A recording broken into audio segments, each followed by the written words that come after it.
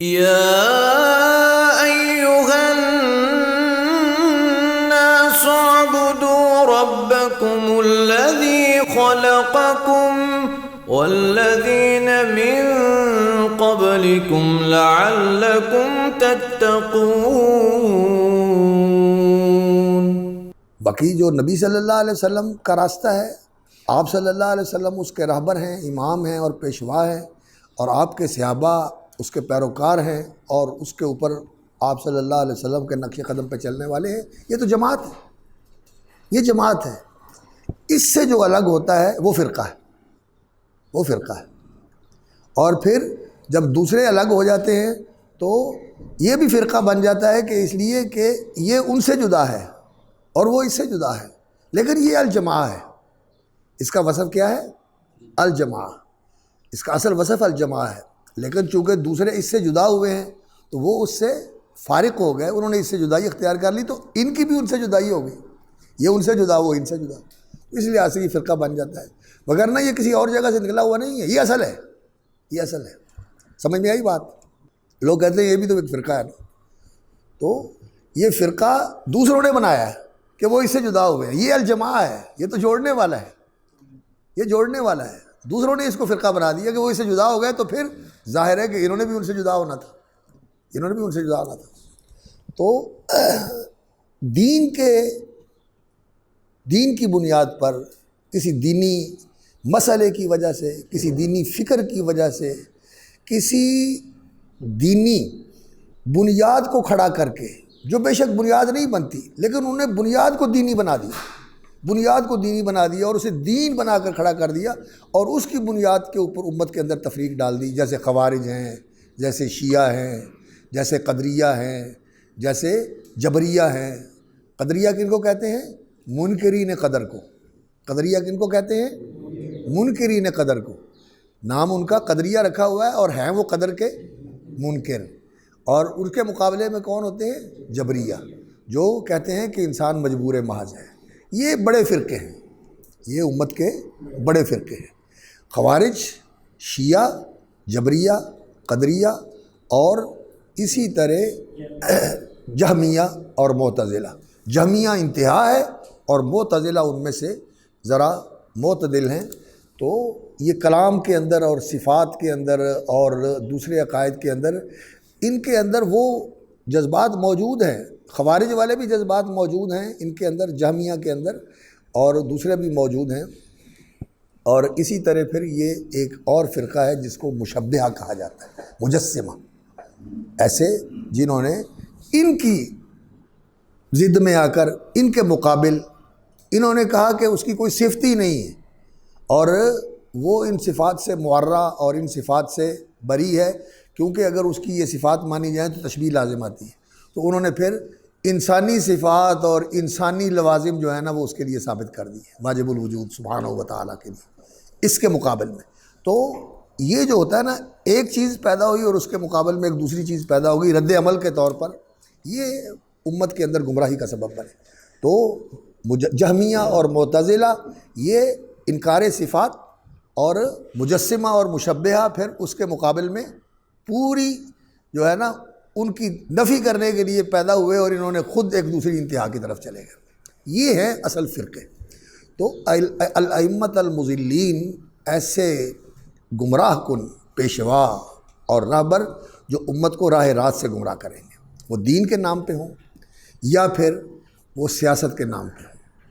دو ہی چیزیں ہوتی ہیں جن میں لوگوں نے پیروی کرنی ہوتی ہے، ایک دین اور دوسری سیاست، لوگوں کو لے کے چلنا، لوگوں کو لے کے چلنا۔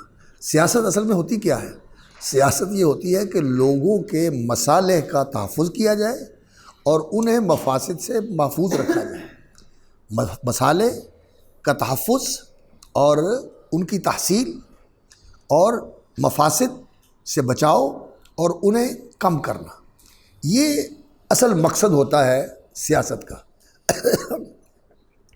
سیاست نکلا ہے جانوروں کی دیکھ بھال سے۔ جو جانور کا دیکھ بھال کرنے والا اس کے اوپر نگران ہوتا ہے، خدمتگار ہوتا ہے، جو اس کی ضروریات کا بھی لحاظ رکھتا ہے، اس کی ٹہل سیوا بھی کرتا ہے، اس کا چارہ پانی بھی لحاظ کرتا ہے اور اس کو سکھاتا بھی ہے، سدھاتا بھی ہے۔ اس کو سکھانا سدھانا یہ دونوں کام کرتا ہے کہ سواری کے ساتھ سواری کیسے بننا ہے، تیز کیسے چلنا ہے، دوڑنا کیسے ہے، سوار کے ساتھ کیسے چلنا ہے، اور خالی کیسے چلنا ہے، بھاگنا کیسے ہے، اور جو سبق رفتاری ہے وہ کیسے کرنی ہے۔ یہ ساری چیزیں سدھاتا ہے، یہ سکھاتا ہے اس کو۔ یہ سائنس ہوتا ہے، گھوڑے کا سائنس ہوتا ہے، ہاتھی کا سائنس ہوتا ہے، اور جانوروں کو انسان سکھا لیتا ہے۔ لوگ دیکھتے ہیں آپ کہ جانور ریچھوں کو سکھایا ہوتا ہے، بندروں کو سکھایا ہوتا ہے، بکروں کو سکھایا ہوتا ہے، آتے ہیں نا مداری تماشا کرنے والے، ان کو سکھایا ہوتا ہے۔ تو انسان جو ہے یہ جانوروں کو سکھا لیتا ہے۔ تو انسانوں کو سکھانا، انسانوں کو سدھانا، یہ سیاست ہے، اصل سیاست یہ ہے۔ اور اس کا بہترین جو ہے محل وہ تو یہی ہوتا ہے کہ دین اور یہ سیاست ایک جگہ کے اوپر ہو۔ جو سیاست کرنے والا ہے وہ عالم بھی ہو، اور وہ سیادت اور قیادت اور سرداری کی اعلیٰ صفات کا حامل بھی ہو۔ یہ صفات ہوتی ہیں، یہ صلاحیتیں ہوتی ہیں۔ ہر بندہ سیادت نہیں کر سکتا۔ کئی بندے ہوتے ہیں انہوں نے پیچھے ہی لگنا ہوتا ہے، اور کئی بندے ہوتے ہیں انہوں نے آگے ہی چلنا ہوتا ہے۔ اللہ نے صلاحیتیں بانٹی ہوئی ہیں۔ ان اللہ قسم بینکم اخلاقکم کما قسم بینکم ارزاقکم۔ اللہ نے تمہارا خلق بھی تقسیم کیا ہے جیسے تمہارا رزق تقسیم کیا ہے۔ جو چیز ملی ہوئی ہے انسان کو یہ رزق ہے، جو چیز ملی ہوئی ہے یہ رزق ہے۔ اور خلق یہ انسان کا رویہ ہے، دین کے اندر رویہ، دنیا کے اندر رویہ، گھر کے اندر رویہ، ذاتی طور پر، اجتماعی طور پر، یہ سارے رویے خلق ہیں۔ یہ سارا رویہ خلق ہوتا ہے۔ تو اللہ نے یہ خلق بھی تقسیم کیا ہوا ہے۔ تو اللہ نے صلاحیتیں بھی انسان کو مختلف دی ہوئی ہیں، اور یہ قوتیں اور استعداد بھی انسان کے اندر اللہ نے مختلف رکھی ہوئی ہے۔ اللہ کی دین اور اللہ کی تقسیم۔ تو بعض لوگ جو ہے نا ان کے اندر خاندانی طور پر، ذاتی طور پر یہ صلاحیت ہوتی ہے کہ وہ قیادت اور سیادت کی اہلیت رکھتے ہوتے ہیں۔ یہ اللہ کی دین ہوتی ہے۔ یہ دین کے اندر امامت اور دنیا کے اندر سیاست و قیادت، یہ دونوں ایک ذات میں جمع ہو جائیں، یہ سب سے اعلیٰ چیز ہے۔ یہ نبیوں نے اس طرح سیاست کی ہے۔ داؤد علیہ السلام نے، سلیمان علیہ السلام نے، موسیٰ علیہ السلام نے، حضرت ہارون علیہ السلام نے، یہ سیادت و قیادت دنیاوی بھی اور دینی بھی اللہ رب العزت نے ایک ذات میں جمع کر دی۔ اور سب سے اعلیٰ نمونہ اس کا کون ہے؟ محمد الرسول اللہ صلی اللہ علیہ وسلم۔ محمد الرسول اللہ صلی اللہ علیہ وسلم یہ سب سے اعلیٰ نمونہ ہے کہ دین کی امامت بھی آپ کی ذات میں جمع ہے، اور دنیاوی قیادت و سیادت بھی آپ صلی اللہ علیہ وسلم کی ذات اقدس میں بدرجہ اتم اور بدرجہ اکمل اللہ رب العزت نے جمع فرما دی تھی۔ اور آپ صلی اللہ علیہ وسلم نے دنیاوی طور پر جو سیاست فرمائی اور دینی طور پر جو قیادت اور امامت فرمائی، وہ پوری انسانی تاریخ کے اندر بے مثال، اور پوری انسانی تاریخ کے اندر سب سے اعلیٰ اور سب سے افضل، سب سے اکمل اور سب سے افضل ہے صلی اللہ علیہ وسلم۔ لیکن یہ ضروری نہیں ہے، پھر یہ ضروری نہیں ہے کہ یہ سب ایک جگہ جمع رہیں۔ پھر یہ ہوتا ہے کہ تقسیم ہو جاتی ہے۔ دین کے اندر کئی لوگ آگے نکل جاتے ہیں، اللہ تعالیٰ ان کو دینی امامت نصیب فرماتا ہے، اور کئی لوگ دنیاوی سیاست میں آگے نکل جاتے ہیں، اللہ تعالیٰ ان کو یہ موقع عطا فرماتا ہے، بادشاہ بن جاتے ہیں، خلیفہ بن جاتے ہیں، حکمران بن جاتے ہیں، جرنیل بن جاتے ہیں، اور ذمہ دار منتظم بن جاتے ہیں، بڑے زبردست انتظام و انصرام کو دیکھنے والے۔ یہ اللہ رب العزت کی تقسیم۔ تو دنیاوی اعتبار سے لوگوں کو لے کے چلنا اور ان کی مصالح کا تحفظ کرنا، اور ان کے لیے خیرخواہ ہونا، اور ان کی مصالح کو سمجھنا، اور انہیں حاصل کرنے کے لیے اور ان کو محفوظ رکھنے کے لیے کوشش کرنا، اور ان کا خیرخواہ اور ہمدرد ہونا، ان کا خیرخواہ اور ہمدرد ہونا، ان کے لیے دل کے اندر یہ جذبہ رکھنا کہ ان کا بھلا ہو۔ اور یاد رکھیں، یہ لوگ جو خیرخواہی کا جذبہ رکھنے والے ہوتے ہیں، انہوں نے اپنے آپ کو ہمیشہ پیچھے رکھا ہے اور اپنے عوام کو ہمیشہ آگے رکھا ہے۔ سرداری کیا ہوتی ہے؟ سرداری یہ ہوتی ہے کہ انسان لوگوں کا خیال کرے، اپنی پرواہ نہ کرے، نہ اپنی جان کی پرواہ کرے، نہ اپنے مفاد کی پرواہ کرے، نہ اپنے آرام کی پرواہ کرے۔ لوگوں کے لیے اپنا آرام بھی قربان کرے، لوگوں کے لیے اپنی قوت صلاحیتیں بھی قربان کرے، اور اگر کہیں پیش آتی ہے ضرورت لوگوں کا دفاع کرنے کی تو سب سے آگے ہو، سب سے آگے ہو۔ یہ پیچھے رہ کر لوگوں کو آگے کر کے لوگوں کو چونکنے والے یہ خیر خواہ نہیں ہوتے۔ نبی صلی اللہ علیہ وسلم کیا تھے؟ نبی صلی اللہ علیہ وسلم ہر مارکے میں آگے تھے، ہر مارکے میں آگے تھے۔ رسول اکرم صلی اللہ علیہ وسلم کے بارے میں صحابہ کہتے ہیں کہ نبی صلی اللہ علیہ وسلم ہمارے آگے ہوتے تھے اور ہم نبی صلی اللہ علیہ وسلم کے ساتھ جو ہے دشمن سے بچتے تھے۔ نبی صلی اللہ علیہ وسلم ہر میدان میں آگے ہوتے تھے، ہر میدان میں آگے ہوتے تھے، اور کان اشجاع الناس، سب سے بہادر تھے رسول اکرم صلی اللہ علیہ وسلم۔ تو یہ دنیاوی قیادت و سیادت کی بھی اعلیٰ صلاحیتیں اللہ کے رسول میں موجود تھی، اور دینی اعتبار سے بھی وانا اول المسلمین، میں سب سے پہلے مسلمان ہوں۔ تو یہ جو ہے نا دنیاوی سیادت و قیادت، یہ انسان کو اللہ تعالیٰ کی طرف سے عطا ہوتی ہے، یہ صلاحیت ملتی ہے انسان کو، اور جو ملے اور انسان وہ ایسا ہو، وہ بہادر بھی ہو، وہ دانا اور حکیم بھی ہو، اور سب سے بڑھ کر وہ خیرخواہ ہو، وہ خیرخواہ ہو، اور پھر امت کے لیے اور اپنی قوم کے لیے اور اپنی جماعت کے لیے قربانی دینے والا ہو، ان کے لیے ان کے مستقبل کے لیے منصوبہ بندی کرنے والا ہو، ایسا آدمی ہے۔ یہ ہوتا ہے قائد، یہ ہوتا ہے لیڈر، یہ ہوتا ہے رہنما، یہ ہوتا ہے قوموں کا معمار، جو اپنی ذات کی بجائے قوم کے لیے سوچتا ہے۔ تو جو ایسا ہو کہ ان کو بیوقوف بنائے، اپنے پیچھے لگائے، اور ان کو ظاہر یہ کرے کہ میں خیر خواہ ہوں، لیکن ہو بدخواہ، اپنا مفاد سوچتا ہے، اپنی برتری اور اپنی بالادستی اور اپنی سربراہی، یہ چیزیں صرف اس کا مقصد ہے کہ میں بڑا ہو جاؤں، میری واہ واہ ہو، میرے پیچھے لوگ ہوں، میرے نعرے لگیں، میری شہرت ہو، مجھے تحفظ ملے، میرے مفادات محفوظ ہوں، میری نسلوں کے محفوظ ہوں، اور یہ سارے میرے لیے قربانی کے بکرے بنے، یہ سارے میرے لیے پاؤں کی سیڑھیاں بنے کہ میں ان کی گردنوں پہ چڑھ چڑھ کے اوپر جاؤں، اور یہ سارے میرے پاؤں کے نیچے رہیں۔ جس کے اندر یہ اس طرح کے جذبات ہیں، اور جس کی اس طرح کی سوچ ہے، اور جس کا اس طرح کا رویہ ہے، وہ رہنما نہیں ہے، وہ اللہ اکبر غدار ہے، وہ غدار ہے، وہ خائن ہے، اور وہ ایسا ہے کہ منصب وہ رہنمائی کا لے رہا ہے، اور ہے وہ مفاد پرست اور خود غرض اور انانیت پسند اور اثری، اپنے مفادات کو سامنے رکھنے والا۔ اور افسوس یہ ہے کہ یہ دور ایسا دور ہے کہ دین کے معاملے میں بھی اس دور میں منافقت بہت زیادہ ہے، اور سیادت و قیادت کے معاملے میں بھی اس دور میں منافقت بہت زیادہ ہے۔ منافق کون ہوتا ہے؟ اندر سے کچھ اور، باہر سے کچھ اور۔ دین کے معاملے میں بھی نفاق ہے، اور دنیا کے معاملے میں بھی نفاق ہے، دنیا کے معاملے میں بھی نفاق ہے، اور یہ منافقت کے دور میں ہم جی رہے ہیں۔ اللہ رب العزت ہمیں اخلاص نصیب فرمائے، صدق نصیب فرمائے، اور مخلص اور سچے دینی رہنما بھی نصیب کرے، اور مخلص اور صادق دنیاوی رہنما بھی اللہ تعالی ہمیں نصیب کرے۔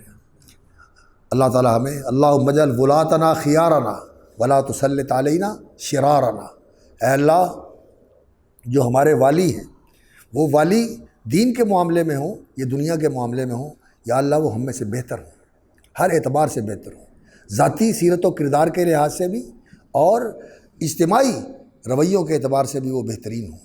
ولا تسلط علینا شرارنا، اور یا اللہ جو ہمارے بدترین ہیں ان کو ہم پر مسلط نہ کرنا۔ اللہ اکبر۔ تو یہ دعا کرتے رہنا چاہیے۔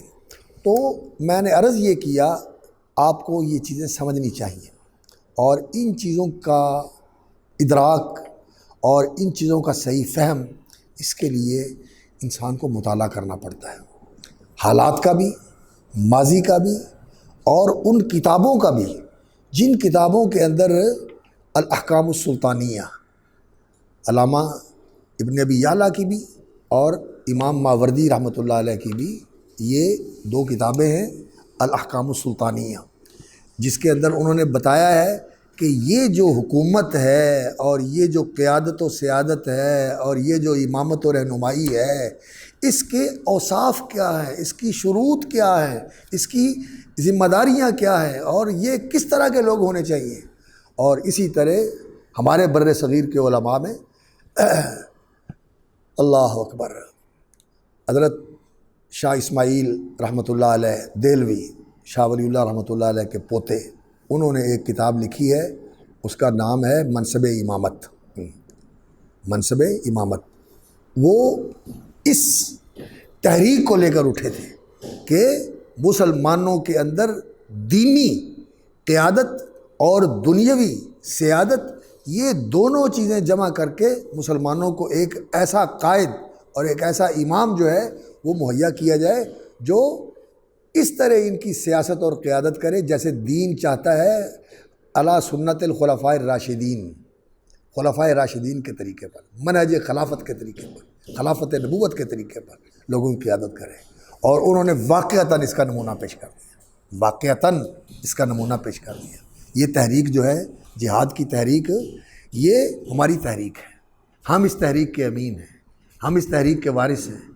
جس طرح اہل حدیث کی تاریخ پڑھنا ہمارے لیے ضروری ہے تاکہ ہمیں اپنی پہچان ہو، یہ رسول اکرم صلی اللہ علیہ وسلم کی سیرت سے لے کر صحابہ کی سیرت، تابعین کی سیرت، ان کی زندگیاں، یہ پڑھتے پڑھتے بر صغیر کے اندر جو علماء اہل حدیث کی علماء اہل حدیث کی روشن اور تابندہ تاریخ ہے، اس کا مطالعہ کرنا یہ ہمارے لیے ضروری ہے۔ اپنے ماضی سے جڑا رہے تاکہ اللہ اکبر پیوستہ رہے شجر سے امید بہار رکھ۔ یہ شجر ہے جس کی ہم شاخ ہیں، جس کے ہم برگ و بار ہیں، جس کے ساتھ ہمارا تعلق ہے، اس سے جڑے رہنا یہ ہمارے لیے ضروری ہے۔ اس تاریخ کا مطالعہ کریں اور بر صغیر کی اہل حدیث تاریخ کا بھی مطالعہ کریں، یہ ضرور کرنا چاہیے۔ اس سے آدمی اگر ایسے نابلد ہو تو پھر انسان جو ہے نا وہ ایسا ہی ہوتا ہے جیسے کٹا ہوا پتہ ہے، یہ ٹوٹی ہوئی شاخ ہے، ٹوٹی ہوئی شاخ اور کٹے ہوئے پتے کی طرح نہیں انسان کو ہونا چاہیے، جڑی ہوئی شاخ اور جڑا ہوا پتہ ہونا چاہیے تاکہ اس کی زندگی اور اس کی بہار اور اس کی خوبی جو ہے وہ قائم رہے۔ اللہ اکبر۔ تو اسی طرح جو دنیا کے اندر دنیا کی تاریخ ہے اس کا بھی مطالعہ کرنا چاہیے۔ لیڈروں کے کیسے کیسے لیڈر پیدا ہوئے، انہوں نے لوگوں کے ساتھ کس طرح جو ہے نا وہ حماقتوں کے ساتھ، اپنی حماقتوں کے ساتھ لوگوں کو نقصان پہنچایا۔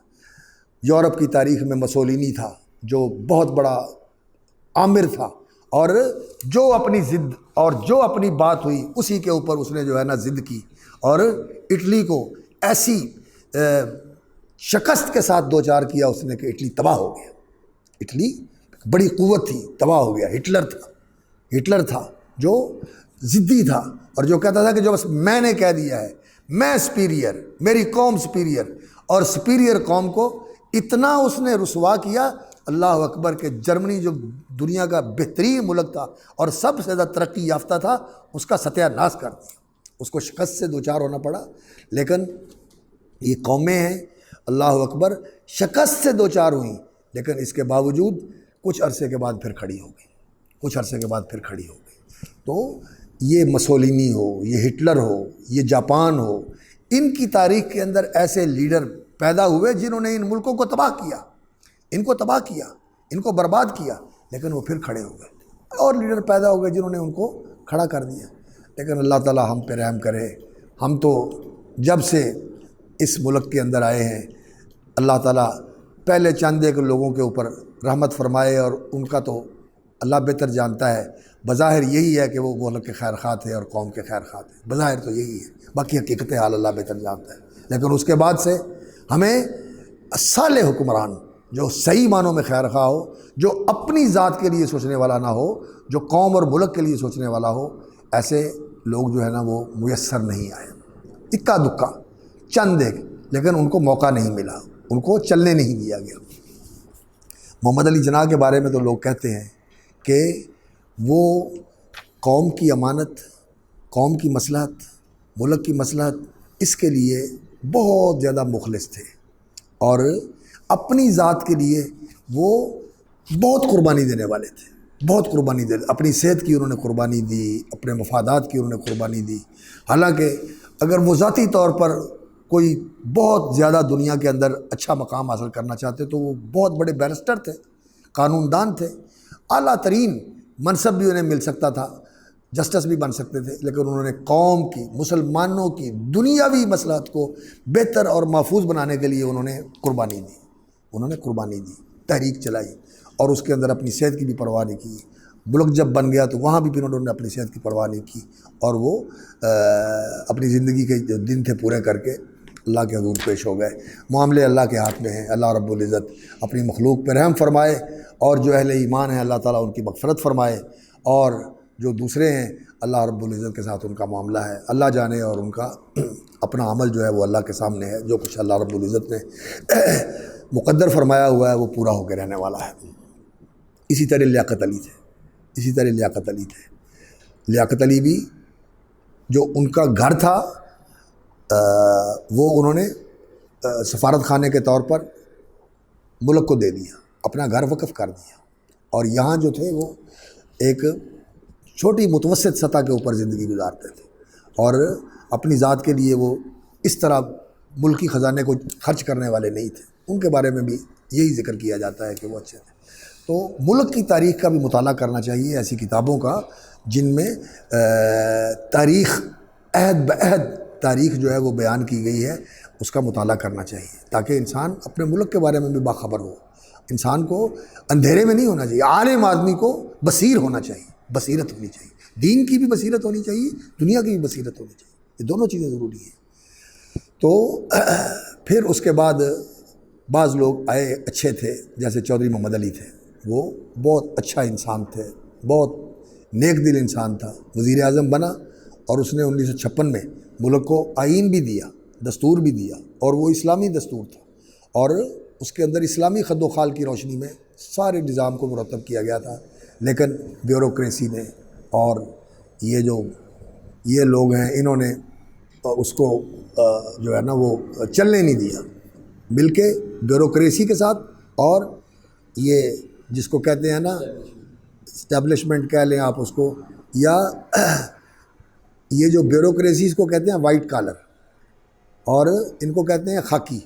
یہ خاکی اور وائٹ سفید، ان دونوں نے مل کر یہ جو ہے نا انہوں نے چلنے نہیں دیا، انقلاب آ گیا، پھر اس کے بعد جو ملک ہے وہ کھڑا نہیں ہو سکا۔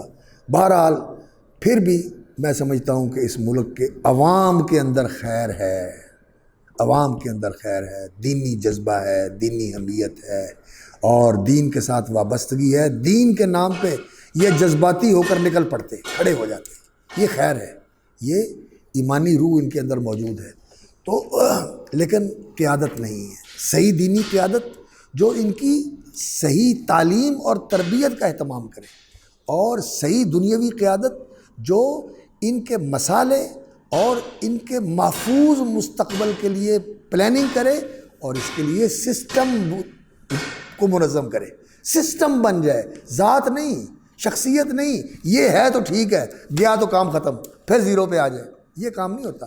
کام یہ ہوتا ہے کہ سسٹم بن جائے۔ نبی صلی اللہ علیہ وسلم نے کیا کیا تھا؟ سسٹم بنا دیا تھا، نبی صلی اللہ علیہ وسلم نے سسٹم بنا دیا تھا۔ آپ گئے، ابو بکر آ گئے، کام چلتا رہا، ابو بکر گئے، عمر آ گئے، کام چلتا رہا، بڑھتا رہا، عثمان آ گئے، کام چلتا رہا، بڑھتا رہا، حضرت علی رضی اللہ تعالیٰ عنہ آ گئے، بنیاد وہی رہی، لیکن فتنوں کا دور تھا، فتنوں کا دروازہ کھل گیا، اور وہ فتنوں کی وجہ سے اس کام کو اس طرح جاری نہیں رکھ سکے، لیکن انہوں نے دین کی اساس کو محفوظ رکھا، دین اور شریعت کی اساس کو انہوں نے محفوظ رکھا۔ اور پھر اس کے بعد جو بنی امیہ کا دور ہے، اس میں بھی اسلام کی اساس بھی محفوظ رہی، اور اسلام کا پھیلاؤ بھی ہوتا رہا۔ اسلام کو اللہ رب العزت نے توسع نصیب فرمایا، اسلام کو تمکن نصیب فرمایا، عدالتیں اسلامی تھی، معاشرہ اسلامی تھا، فتوحات اسلام کی تھی، اور اسلام دنیا کے اندر پھیلتا رہا۔ اس دور کو جو لوگ بدنام کرتے ہیں وہ اسلام کے دشمن ہیں۔ یہ ملوک تھے، بے شک ملوکیت تھی، لیکن خیر تھی، لیکن دین تھا، اسلام تھا، اور اس لیے یہ تاریخ بھی پڑھنے والی ہے، یہ تاریخ بھی پڑھنے والی ہے۔ لوگوں نے اس کو مسخ کر دیا ہے، لوگوں نے اس کو اتنا سیاہ بنا کے پیش کیا ہے۔ لوگ کہتے ہیں کہ نعوذ باللہ نعوذ باللہ، کئیوں نے تو نبی صلی اللہ علیہ وسلم کے بعد فوراً ہی پوری تاریخ کو مسخ کر دیا۔ سمجھتے ہیں نا میری بات کو؟ انہوں نے پوری تاریخ کو مسخ کر دیا کہ سارا ظالم جو ہے مسلط ہو گیا، بلکہ نعوذ باللہ وہ استغفر اللہ کہتے ہیں کہ وہ جو قریش تھے جنہوں نے نبی صلی اللہ علیہ وسلم کے زمانے میں شکستیں کھائی تھی، وہ اپنے انتقام لینے کے لیے مسلط ہو گئے۔ نبی صلی اللہ علیہ وسلم کے بعد ہی سارا کچھ الٹ گیا۔ کئی لوگ تو یہ کرتے ہیں، اور کئی لوگ جو ہیں وہ خلافت راشدہ تک گوارا کرتے ہیں، کہتے ہیں کہ ٹھیک ہے ان کے ساتھ زیادتی تو ہوئی جو نبی صلی اللہ علیہ وسلم کے اہل بیت تھے، لیکن چلو خاموشی اختیار کرتے ہیں، اور پھر اس کے بعد ان کی زبانیں بے لگام ہو جاتی ہیں اور وہ بدنام کرتے ہیں اور تان کرتے ہیں، اور ان لوگوں کے متعلق ایسی ایسی باتیں جھوٹ بنائی ہوئی وہ پھیلاتے ہیں کہ یہ اسلام کے دشمن تھے، اور یہ بدر اور احد اور احزاب کے انتقام لینے کے لیے نبی صلی اللہ علیہ وسلم کے بعد اقتدار کے اوپر بیٹھے تھے، وہ ان کو ایسا ثابت کرتے ہیں۔ اللہ معاف کرے، جس دور کو نبی صلی اللہ علیہ وسلم نے فرمایا کہ اسلام کی چکی جو ہے وہ گھومے گی اور وہ اپنے اصل مرکز کے اوپر گھومتی رہے گی 70 سال تک، تو اس کو یہ لوگ کہہ دیتے ہیں کہ یہ اسلام کے زوال کا دور تھا، یہ اسلام کے زوال کا دور تھا۔ تو بہرحال یہ ایک المیہ ہے جو موجود ہے، اور اس کو سمجھنا یہ بھی ضروری ہے، اور پھر اس کے متعلق سمجھ کر اس کا مداوع کرنے کے لیے اور اس کی اصلاح کرنے کے لیے جب تک مرض معلوم نہ ہو اس کی اصلاح نہیں ہوتی۔ اس لیے میں کہتا ہوں کہ آپ لوگوں کو پڑھنا چاہیے، آپ لوگوں کو صاحب علم ہونا چاہیے، صاحب ادراک ہونا چاہیے، صاحب بصیرت ہونا چاہیے، ان چیزوں کا ادراک ہو، ان چیزوں کے بارے میں علم و فہم ہو آدمی کو۔ تو بات آ گئی تھی اللہ اکبر، سیادت اور قیادت جو ہے یہ اپنی ماضی کی تاریخ کے اندر بھی، دنیا کی بھی اور اپنے ملک کی بھی، اس کا انسان کو علم ہونا چاہیے، اس کا مطالعہ کرنا چاہیے تاکہ انسان صحیح فیصلہ کر سکے۔ اور جیسے میں نے عرض کیا کہ اس دور کے اندر نفاق کا چلن زیادہ ہے، نفاق کا چلن زیادہ ہے، اور اخلاص اور صدق نایاب تو نہیں، کمیاب ضرور ہے، نایاب تو نہیں لیکن کمیاب ہو گیا ہے، تھوڑا ہو گیا ہے، دیکھنے سے ڈھونڈنے سے ملتا ہے، اور ناپید نہیں ہے، ناپید نہیں ہے، کمیاب ہو گیا ہے۔ تو بہرحال جستجو کر کے تلاش کرنا چاہیے، اور جہاں مل جائے اس کو سپورٹ کرنا چاہیے، اس کی تقویت کا، اور اس کو مضبوط کر کے اس کو فعال بنانے کی کوشش کرنی چاہیے۔ تو قیادتیں اور سیادتیں پھر ایک ایسی صورتحال پیش آ جاتی ہے کہ جہاں قیادت ہے اور ایک طرف ہے جہاں مفاسد جو ہیں وہ زیادہ ہیں اور مصالح بہت کم ہیں، ایک ہے جہاں مصالح کچھ زیادہ ہیں لیکن مفاسد بھی بہت زیادہ ہیں، پھر ایک جگہ ہے جہاں مصالح زیادہ ہیں اور مفاسد کم ہیں۔ یہ درجہ بندی ہوتی ہے۔ اس درجہ بندی کے اندر انسان کو عدل اور انصاف کا مظاہرہ کرنا چاہیے۔ وَلَا يَجْرِمَنَّكُمْ شَنَآنُ قَوْمٍ عَلَىٰ أَلَّا تَعْدِلُوا، اور كُونُوا قَوَّامِينَ بِالْقِسْطِ شُهَدَاءَ لِلَّهِ وَلَوْ عَلَىٰ أَنفُسِكُمْ أَوِ الْوَالِدَيْنِ وَالْأَقْرَبِينَ۔ عدل کا مظاہرہ کرنے والا ہونا چاہیے، اپنے لیے بھی اور دوسروں کے لیے بھی۔ تو جس کی جو حیثیت اور جو سطح ہے، انزل الناس منازلہم، یہ جو نبی صلی اللہ علیہ وسلم کا فرمان منقول ہے، جیسے لوگوں کے ساتھ معاملہ کرنے میں جو آیا ہے اس کا استقبال، اس کی آؤ بھگت اور اس کی تکریم اور اس کا احترام، اس کے لیے انزل الناس منازلہم یہ ضروری ہے۔ کلم الناس علی قدر عقولہم، کہ جس طرح کی ذہنی سطح کا انسان آپ کے سامنے بیٹھا ہوا ہے، اس کی اس ذہنی سطح کو ملحوظ رکھ کے اس کے ساتھ بات کیجئے تاکہ وہ بات کو سمجھ سکے۔ یہ لوگوں کو جو ان کا مقام اور مرتبہ ہے اس کے مطابق رکھنا اور اس کے مطابق جاننا اور اس کے مطابق اس کے ساتھ معاملہ کرنا، یہ شریعت کی تعلیم ہے، یہ شریعت کی تعلیم ہے۔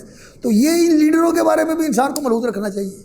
اب ہوتا یہ ہے کہ اگر کسی کے ساتھ آپ کی کوئی نسبت ہے لگاؤ کی، جھکاؤ کی یا معانست کی، کہ آپ کی اس کے ساتھ کوئی موافقت ہے کسی اعتبار کے اندر، تو پھر اس کا اللہ اکبر حال یہ ہوتا ہے کہ عین الرضا عن کل عیب قلیلۃ کما ان عین السخط تبدی المساویہ، جہاں راضی ہے عین الرضا عن کل عیب قلیلۃ، اس کا کوئی عیب نظر ہی نہیں آتا، اس کا سب کچھ ہی ٹھیک ہو جاتا ہے۔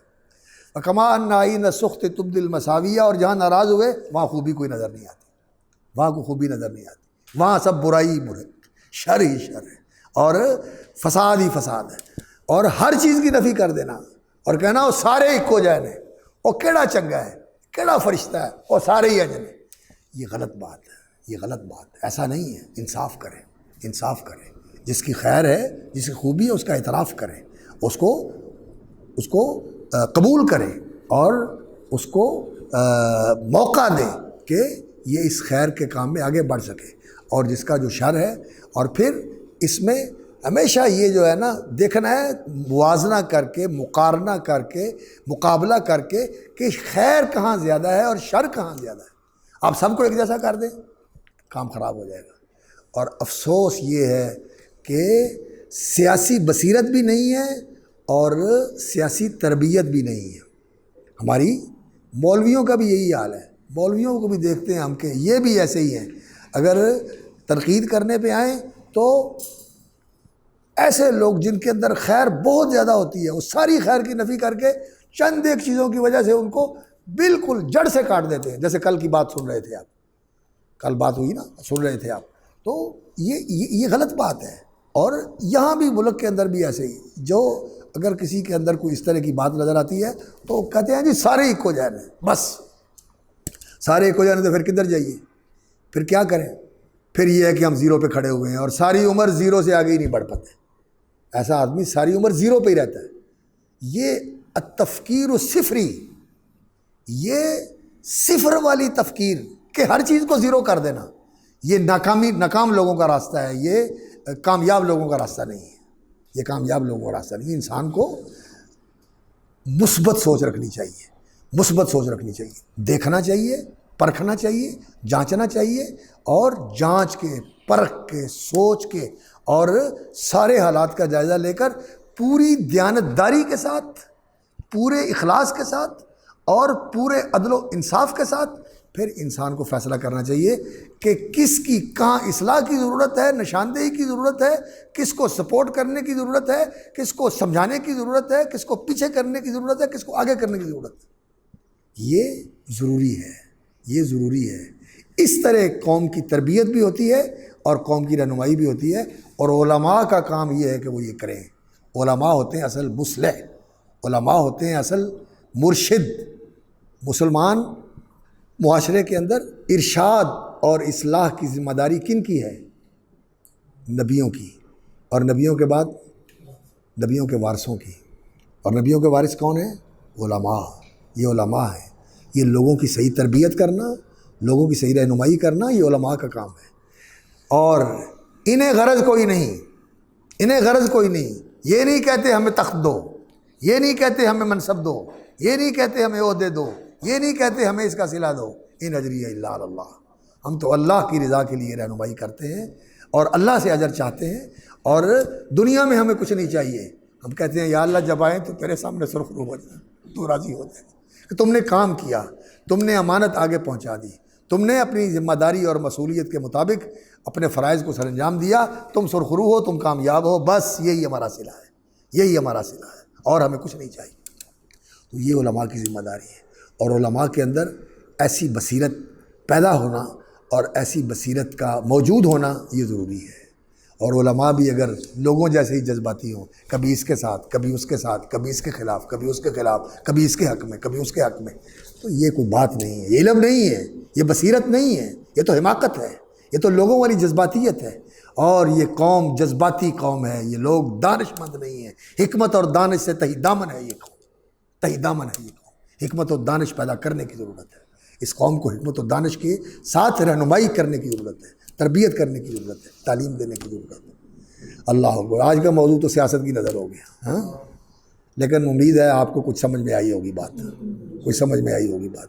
اللہ تعالیٰ سمجھ دے اور اللہ تعالیٰ توفیق عطا فرمائے، اور اللہ رب العزت ہماری رہنمائی فرمائے اور ہماری دستگیری فرمائے، ہماری کارسازی فرمائے، ہمارے ملک کی حفاظت فرمائے، اور عالم اسلام کو اللہ تعالیٰ سچے رہنما نصیب فرمائے۔ اس وقت ہماری جو بہت بڑی ضرورت ہے اور جو بہت بڑا خلا ہے، جو بہت بڑا فقدان ہے، وہ اللہ اکبر رشید قیادت ہے، قیادت رشیدہ، رشید، رشد والی قیادت، رشد والی قیادت، دینی بھی، دینی طور پر بھی ولیم مرشد، ولی ہو، مرشد ہو، رشد والا ہو، رشید قیادت، دین کے اندر بھی اور دنیا کے اندر بھی، اللہ رب العزت ہمیں رشید قیادت نصیب فرمائے۔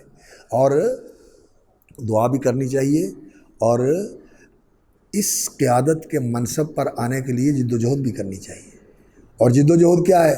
لوگوں کو پیچھے لگا کے اپنا جتھا بنانا، اپنے ووٹر بنانا نہیں، صلاحیت پیدا کرنا، علمی، عملی، اخلاقی اور ذاتی سیرت پختہ ہو، پاکیزہ ہو، خالص مخلصانہ ہو، ناصحانہ خیرخواہانہ ہو۔